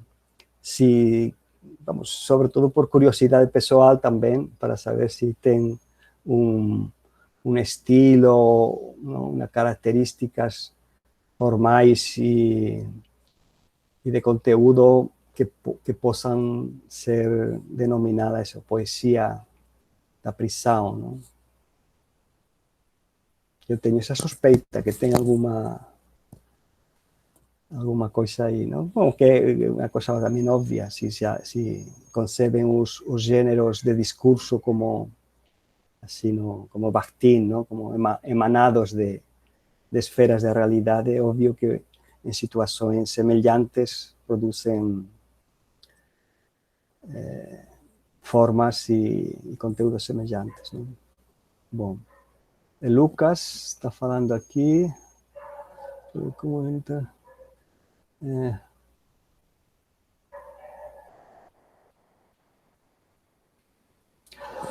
Sí, el efecto de autorreflexión, yo creo que menos, ¿no? Porque cuando uno objetualiza, se distancia un poco, ¿no? Un efecto que también como antropólogo he tenido que aprender a practicar, ¿no? A distanciarme, a practicar el extrañamiento, ¿no? Que es ese principio metodológico, ¿no? Entonces hay que ver las cosas no como familiares, no pensando que todo el mundo hace lo que uno hace, ¿no? Que es la tendencia habitual, ¿no? Entonces, pero sí, en algunos casos sí, sobre todo porque a mí me cuesta mucho escribir, ¿no? Yo soy más lector y tengo bastante, por un lado, pereza para escribir, porque es muy trabajoso. Por otro lado, también vergüenza de escribir sobre mí. Y también, bueno, mis propias luchas con la escritura de escritura académica, ¿no? Que también es algo que, bueno, que es imprescindible y que he tenido que enfrentarme y enculturarme en ella, ¿no? Porque yo, bueno, mi carrera académica es tardía, ¿no? Empecé más tarde, ¿no? Mi tesis ha sido de hace muy poco tiempo, quiero decir que, bueno, mi relación con la escritura. Lo que sí que me ha supuesto una transformación grande y una inmensa fortuna, ¿no? Y es por lo que estoy aquí, es al haber conocido a mi esposa actual, ¿no? Que mencioné antes, Andrea Pavão, que es esta investigadora también. Nos conocimos en un congreso de historia de la cultura escrita. Ella recogía aquí también escritos de medio fío, que se llaman por aquí. Y bueno, nuestro conocimiento fue a partir de este interés por las escrituras marginales y que después bueno, tuvimos una relación epistolar a distancia por correo electrónico muchos años, bueno, y acabamos pues manteniendo una relación pues muy maravillosa, en el sentido, bueno, de amor, y que, bueno, llevamos casados unos años y bueno, es el motivo de que yo esté aquí también, como efecto del interés por las escrituras estas populares, ¿no? Vero quiere hacer una pregunta. Vero, si quieres también. Gracias, profe. José Ignacio, muchas gracias por este trabajo tan oportuno que has compartido con todas nosotros y nosotros en la mañana de hoy. Por lo demás, quería hacerte una pregunta porque me llamó mucho la atención un tópico que compartiste, que sería la reclusión como incitación a la escritura. A mí particularmente ese tópico me pareció un tanto morboso, porque cómo es que a partir de cualquier hecho que hayamos ejecutado para estar recluidos en algún lugar, eso nos incita a escribir, ¿no? Porque igual, teniendo en cuenta todo este contexto pandémico, todo lo que significa y la forma en que él atraviesa a todos los cuerpos, la reclusión no ha sido nada fácil en este sentido obligatorio, ¿verdad? Por esta pandemia. Sin embargo, acá la reclusión de la que usted habla es muy diferente a lo que estoy colocando, ¿cierto? En ese sentido, usted en cuanto investigador de este tema tan interesante, ¿qué opina o cómo se posiciona usted frente a ese tópico? O frente a ese hecho, pues. El de la reclusión en la actualidad más... La reclusión como incitación a la escritura. Sí, porque si bien usted acaba de asegurar que escribir es un tanto trabajoso, imagínese recluido. Sí. Gracias.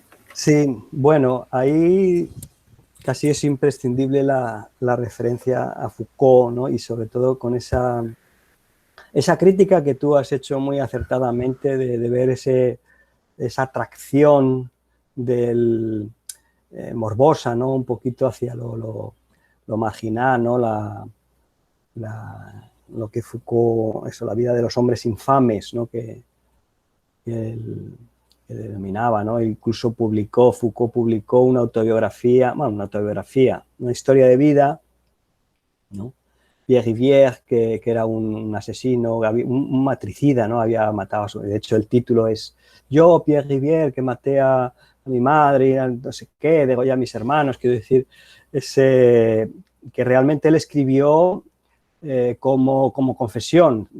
No fue una autobiografía ni para ser publicada, ni mucho menos, ¿no? Son documentos judiciales, que era lo que manejaba Foucault, ¿no?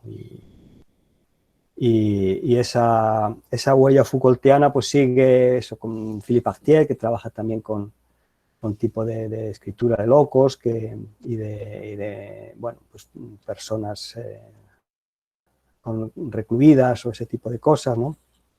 Pero al mismo tiempo esa incitación nos da una pista que también estabas tú esbozando ahí. Yo creo que podías responderte tú, ¿no? Más o menos con lo que sabes, porque estás encaminando bien el problema hacia lo que supone esa incitación, esa injunction que dicen en francés, y que yo creo que es imprescindible para ver por qué, ¿no? Y para comprender por qué se escribía, ¿no?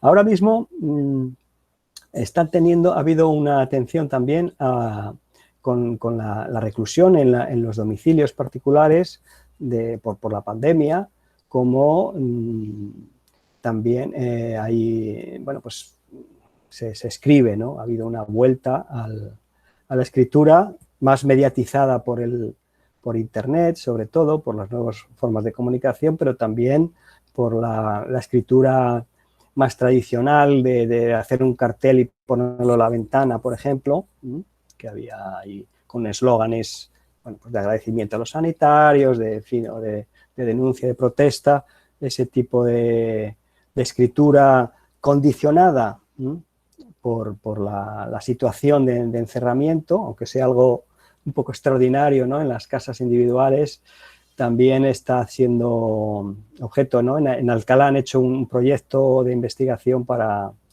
por una parte, recabar ese tipo de escritos, ¿no? De fotografías de lo que se ha escrito y, bueno, pues hacer un depósito y un análisis, aunque sea somero, ¿no? En mi caso, por ejemplo, al estudiar los documentos, las historias de vida que hemos obtenido por medio del premio, al analizarlos, claro, nos hemos visto con el problema de que no era una escritura espontánea, que no era una escritura...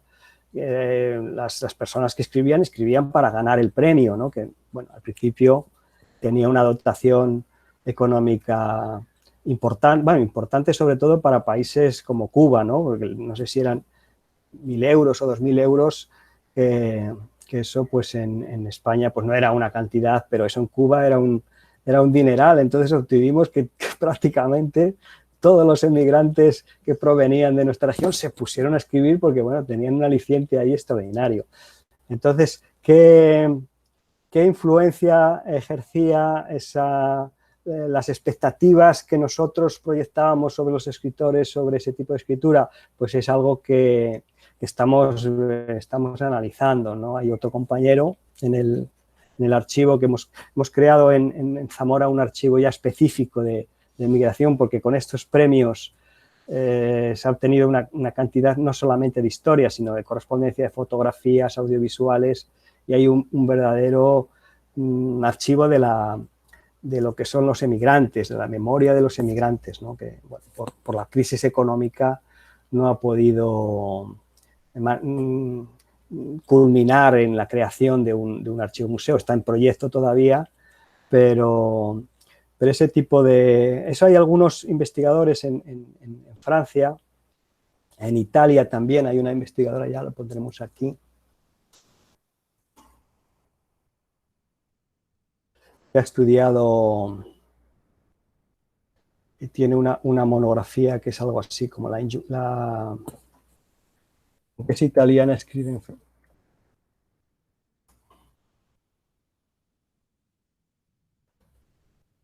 A ver si, no sé si lo he escrito bien. Bueno, es este tipo, no solamente en la prisión, sino bueno, este tipo de condicionamientos, ¿no? Que hacen por encargo. Yo he estado preguntándome un poco no solamente con esto de los emigrantes, sino intentando generalizar, y he llegado a, bueno, no he llegado, es una conclusión provisional, pero creo que entre los dos extremos, ¿no? de la escritura forzada, ¿no? Tienes que escribir una confesión, por ejemplo, ¿no? Que sería la matriz que los estudiosos de la autobiografía la tienen como origen de la escritura autobiográfica literaria moderna, ¿no? El libro que se considera como originario o primer libro de la escritura autobiográfica individual son las Confesiones de Rousseau, ¿no? Entonces, que realmente no escribió presionado, pero que tiene que ver con esa tradición, pues incluso de San Agustín, ¿no? de una escritura que no era libre y espontánea, ¿no? Entonces, entre ese polo, que quizá haya que relativizar un poco, ¿no? y el otro polo de la libertad absoluta, de la espontaneidad, dice alguien, bueno, pues voy a escribir mi vida porque quiero, ¿no? Porque me considero alguien que tiene una vida digna de ser conocida, ¿no? Pues creo que hay muchas zonas intermedias en las que es posible ver esa tendencia a los dos polos, ¿no? Entonces, yo creo que no hay una espontaneidad absoluta, siempre hay una motivación externa, ¿no? Sea bueno, más o menos violenta o más o menos admitida, ¿no? Y en toda coerción también hay un margen de libertad, siempre la escritura da algún margen de creación personal, ¿no? De hecho, las escrituras, las autobiografías, pues muestran eso, si no serían todas iguales, ¿no? Es verdad que son muy parecidas, ¿no? Los estudiosos de las autobiografías religiosas ven, bueno, pues que hay unas que son obligatorias porque es lo que los confesores querían oír, ¿no? O si estaban en procesos de beatificación, lo que era bueno para esos procesos, ¿no?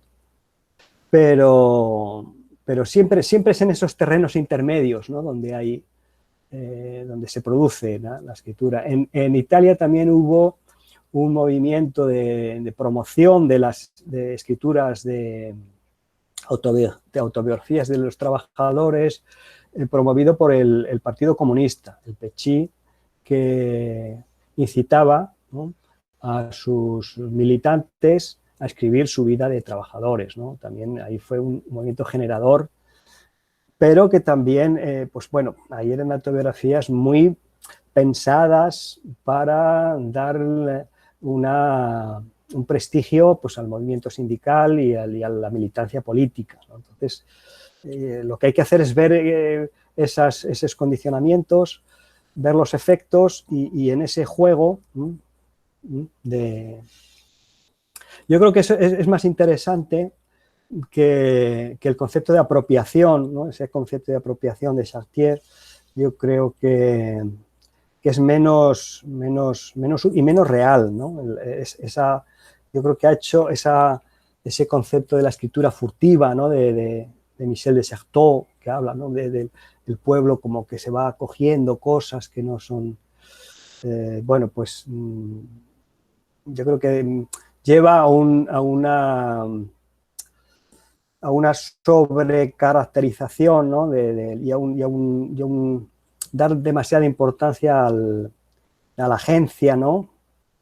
del pueblo y sobre todo a no ver eso que apuntabas, ¿no? de decir, bueno, siempre hay una coerción, ¿no? Siempre hay unos condicionamientos externos, ¿no? Muchas gracias, José. Ahora yo me animo también a hacer un comentario, entonces, más un comentario, y tú puedes también, si quieres, mejor comentar algo al respecto.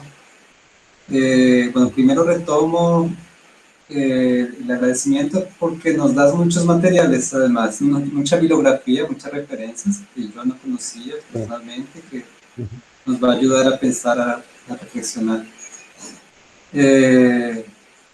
Y por otro lado, creo que también nos ofreces materiales para nuestras actividades prácticas en la propia cárcel, porque estaba aquí pensando, vamos a llevar esos dibujos del Lombroso, discutirlos con las personas, por ejemplo, debe ser un ejercicio magnífico. Y, no sé si puedo. bueno, ahí uno busca los medios, algunos de ellos tal vez. Pero también haces algunos escritos. Yo creo que una función interesante, importante, que personas como nosotros que transitan entre la universidad y otros espacios, es hacer circular esos materiales. Y cuando llega a la cárcel también es una forma de decir, bueno, hace mucho se está escribiendo, por ejemplo, en cárcel, decir, en todos los lugares, que nosotros intentamos hacer eso, decirles, miren, Argentina se está produciendo, y Colombia se está produciendo, acá se está produciendo, y si colocamos en diálogo todo esto que se produce en cárcel. Y eso puede ser una forma de reconocer sin poder de hacer cosas, digamos, aunque no, sin exagerar necesariamente lo que puede producir ese poder, pues sin duda habilita a que las personas sientan que pueden hacer cosas y reconocen una trayectoria de cosas que se han hecho también. Entonces, como establecer esas redes me parece muy importante.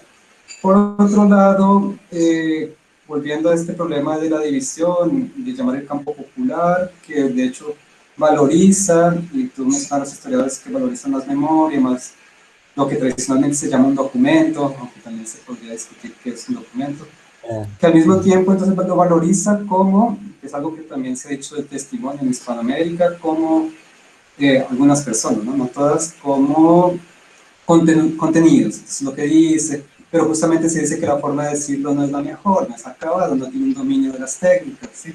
Ese es uno de los riesgos de dividirlo de la literatura, ¿no? Porque la literatura es el dominio formal, expertos del dominio formal, que es lo que les faltaría justamente a estas personas. Y bueno, uno puede empezar a problematizar como lo haces, ¿no? Es decir, bueno, hasta qué punto esa división se mantiene.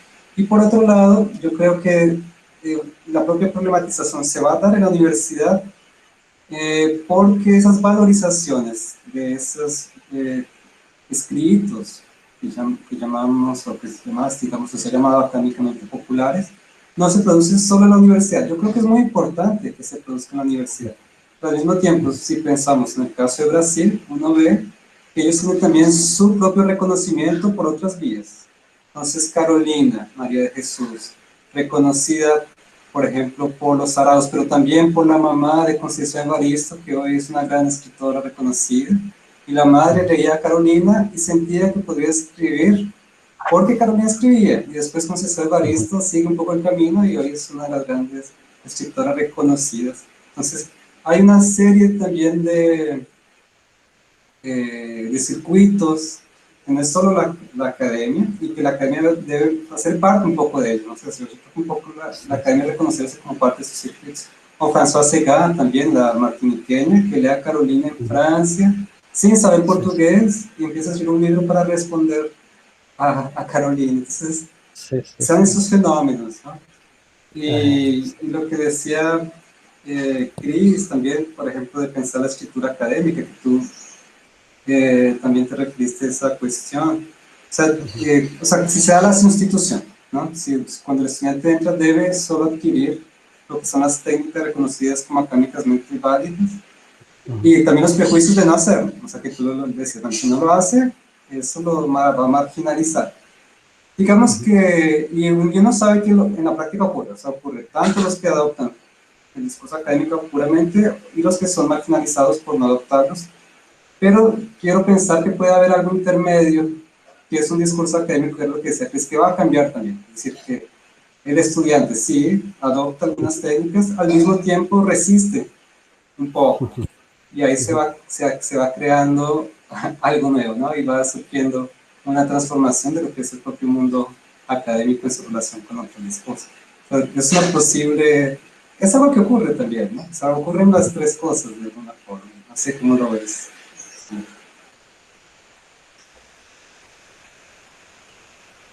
Sí, ahí está la dificultad de eso, de transitar por ambientes culturales que a veces, bueno, pues hay fricciones y hay dificultades, ¿no? Yo, con respecto a hacer actividad en prisión, pues sí que tengo muchas ganas, ¿no? de poder trabajar de esa manera, ¿no? Pero también me da un poco de miedo porque, bueno, sé que es por desconocimiento de la cultura carcelaria, ¿no?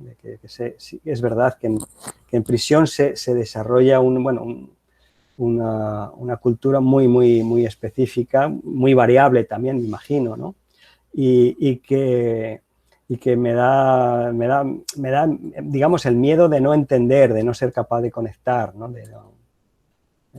Entonces, bueno, sí me gustaría conocer un poco más ese tipo de relaciones, ¿no? Que incluso en ambientes que uno conoce mejor, como la academia, ¿no? Como la universidad, pues estoy continuamente intentando, ¿no? Ahora con los alumnos, ¿no? Ver cuál es su ocupación y, bueno, me estoy llevando también sorpresas, ¿no? de interés. Por ejemplo, los alumnos del curso de antropología tienen un interés por la poesía y por lo literario muchísimo mayor que los alumnos de letras, por ejemplo, ¿no? Una cosa, porque, bueno, se acercan a la literatura de una forma, pues, diferente, ¿no? Como en el grupo de traducción que haya alumnos de ingeniería y ese tipo de cosas, bueno, pues me resultan muy sorprendentes, ¿no? Y que requieren un esfuerzo, ¿no? de cultural, pero sí es haciendo cosas como, a lo mejor equivocándose, como podemos aprender. Bueno, sobre eso te decimos que nadie aquí tenía experiencia de trabajar en cárceles, entonces todos pasamos por eso, que realmente se está muy abierto a escuchar, a intentar, a equivocarse, porque pues, es Sí, inevitable, ¿no? sí, sí, sí.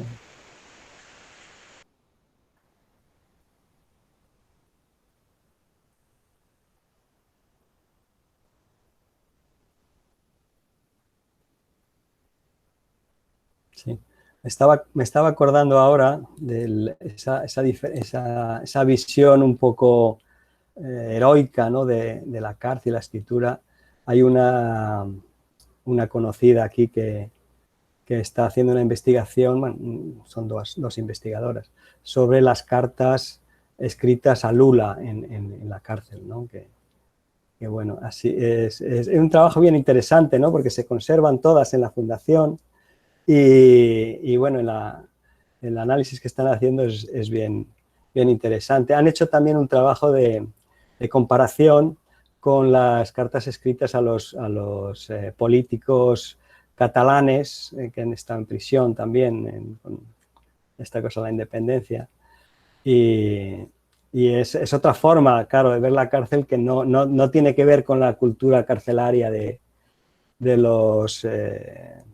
pero que también a lo mejor podría servir de puente, ¿no? Saber que bueno, pues que en la cárcel, pues bueno, pues hay gente y pensar que nosotros pues podemos también pasar por una situación de encarcelamiento, ¿no? Pues,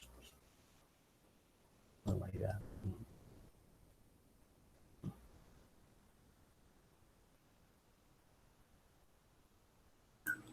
Que es un poco como estamos todos ahora.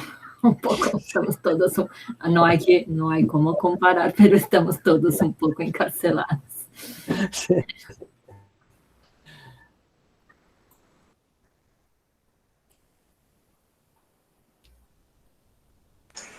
Bueno, si no hay más preguntas, tal vez podemos ir cerrando. Así, ya son 2 horas, ya creo que es lo que uno Sí, resiste está. también en una pantalla, ¿no?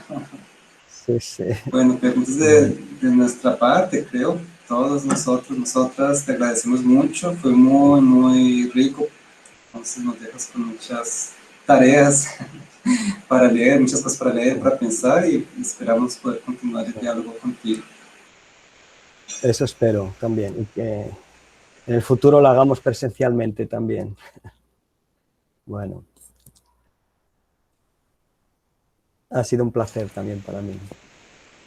Muchas gracias, Pepe. A Chao. todos los que participaron, nosotros iremos enviar los certificados. ¿Sí? Y agradezco mucho a Pepe también. Chao. Chao. Gracias a todos.